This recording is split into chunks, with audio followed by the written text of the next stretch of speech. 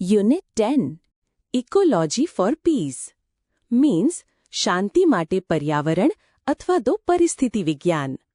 The Vedas sing about oneness of man and nature.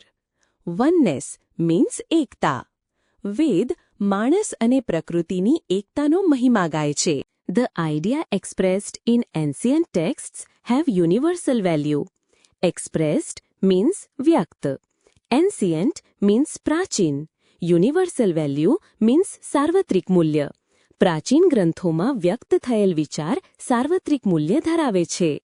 We have always tried for preservation and prosperity of all the species, including mankind, on this earth.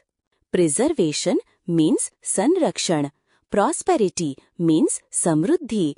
Species means પ્રજાતિઓ. Mankind means માનવજાતિ. આ પૃથ્વી પર માનવજાતિ સહિત તમામ પ્રજાતિઓના સંરક્ષણ અને સમૃદ્ધિ માટે આપણે હંમેશા પ્રયાસો કર્યા છે. The Atharvaved gives us a great idea. Yatra Vishwam Bhavati Ekah Needah.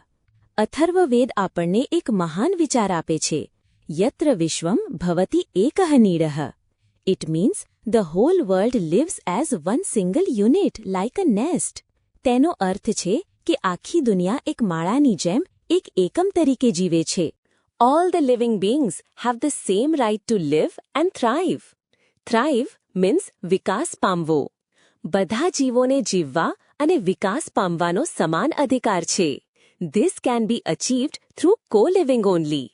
Co-living means સહજીવન. આ માત્ર સહજીવન દ્વારા જ પ્રાપ્ત કરી શકાય છે. We are the birds of the same nest. આપણે એક જ માળાના પક્ષીઓ છીએ.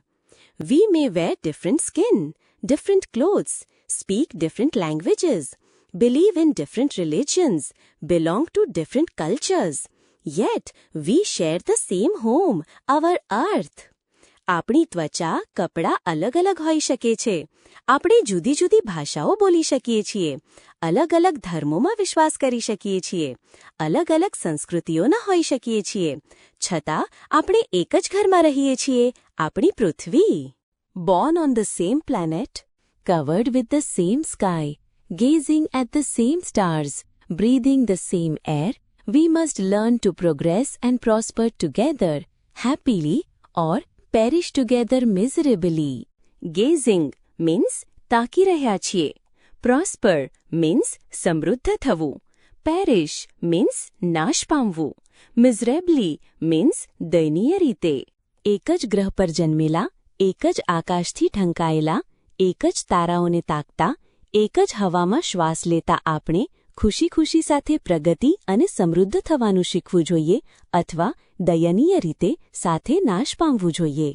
Our idea of peace does not mean just a state of no war. શાંતિના આપણા વિચારનો અર્થ ફક્ત યુદ્ધ નહીંની સ્થિતિ નથી.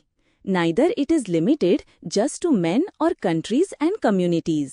Communities means સમુદાયો. ન તો તે ફક્ત પુરુષો પૂરતું મર્યાદિત છે કે ન તો દેશો અને સમુદાયો પૂરતું. But it embraces the whole nature and the whole creation. Embraces means સમાવે છે. પરંતુ તે સમગ્ર પ્રકૃતિ અને સમગ્ર સૃષ્ટિને સમાવે છે. Let's try to understand this શાંતિ મંત્ર from the same અથર્વવેદ. ચાલો એ જ અથર્વવેદમાંથી આ શાંતિ મંત્ર સમજવાનો પ્રયાસ કરીએ. ઓમ દ્યૌ શાંતિઃ, અંતરિક્ષ શાંતિઃ, પૃથ્વી શાંતિઃ, આપઃ શાંતિઃ, ઔષધયઃ શાંતિઃ, વનસ્પતંગઃ શાંતિઃ, વિશ્વદેવાઃ શાંતિઃ, બ્રહ્મ શાંતિઃ, શાંતિરેવ શાંતિઃ, सा मा शांतिरेधि, शांतिः, शांतिः, शांतिः. May there be peace in heaven, peace in space, peace on earth. સ્વર્ગમાં શાંતિ હોય, અવકાશમાં શાંતિ હોય, પૃથ્વી પર શાંતિ હોય. May there be peace in trees, peace in vegetation and plants. Vegetation means વનસ્પતિ. વૃક્ષોમાં શાંતિ હોય, વનસ્પતિ અને છોડમાં શાંતિ હોય. फ्रेंड्स, इस वीडियो को पूरा देखने के लिए आज ही फ्लेक्सी टीचर ऐप सब्सक्राइब करें, जहां आपको मिलेंगे animated videos, digital books, text book solutions, notes, DPP और क्विज. और हाँ, flexi teacher app mobile, TV और कंप्यूटर पर अवेलेबल है। और अगर आपके पास इंटरनेट नहीं है तो तुरंत ऑफलाइन सेट टॉप बॉक्स के लिए संपर्क करें।